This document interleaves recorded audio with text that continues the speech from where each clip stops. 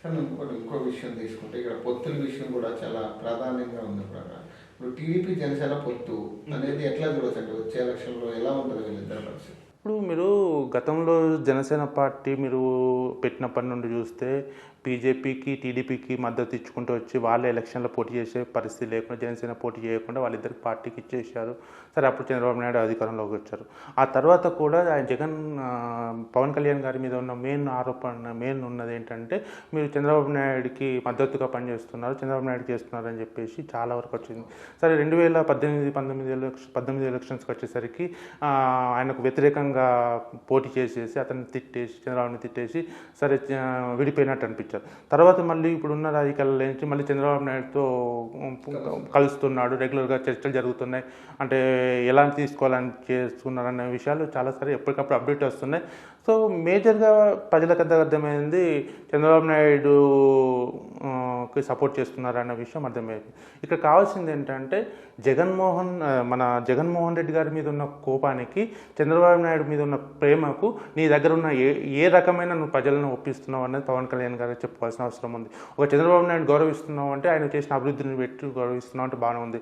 జగన్మోహన్ రెడ్డి గారి మీద నువ్వు కోపంగా ఉన్నావు అంటే ఏ రకంగా నువ్వు కోపంగా ఉన్నావు అని ముఖ్యం. సో అదొక ఫస్ట్ పాయింట్. అయితే ఫస్ట్ దానికన్నా ముందు పాయింట్ ఏంటి, ప్రియారిటీ పాయింట్ అంటే అసలు నువ్వు రాజకీయాల కిందకి వచ్చావు.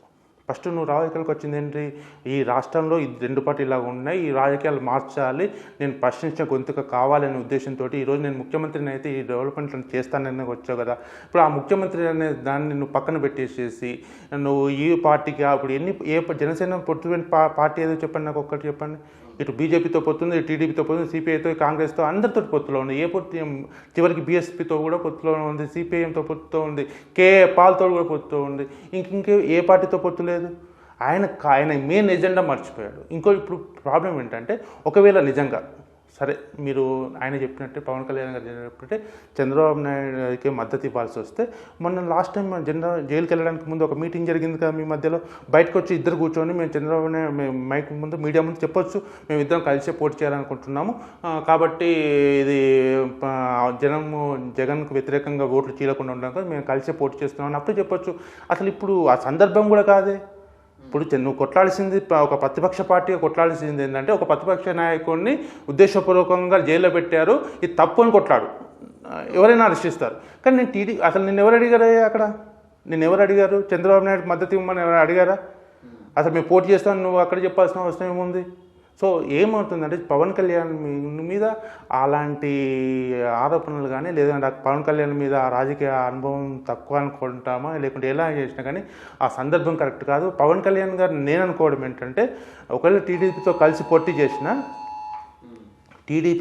పోటీ చేసినా ఆయనకు 10 నుండి 15 సీట్ల వరకు కేటాయించే అవకాశం ఉంది. అది కూడా వైఎస్ఆర్సీపీ బలంగా ఉన్న చోటు, టీడీపీ వీక్గా ఉన్న చోటనే ఆయనకు కేటాయించే అవకాశం ఉంటుంది.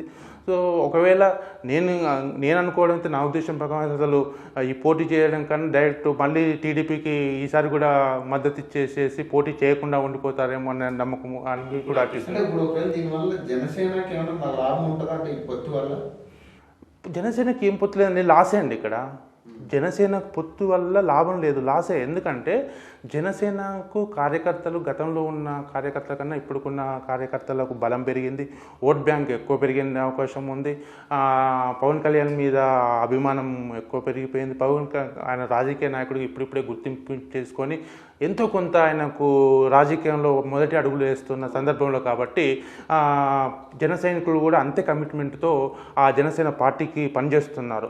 ఈ సందర్భంలో టీడీపీకి మద్దతు ఇస్తే ప్రధానంగా ఏంటంటే టీడీపీ నచ్చని కార్యకర్తలు ఆయన దగ్గర చాలామంది ఉంటారు కాబట్టి ఈ చంద్రబాబు నాయుడు అంటే నచ్చిన వాళ్ళు కూడా ఉంటారు కాబట్టి ఆయన పొత్తు అనేది చాలామందికి ఇష్టం లేదు.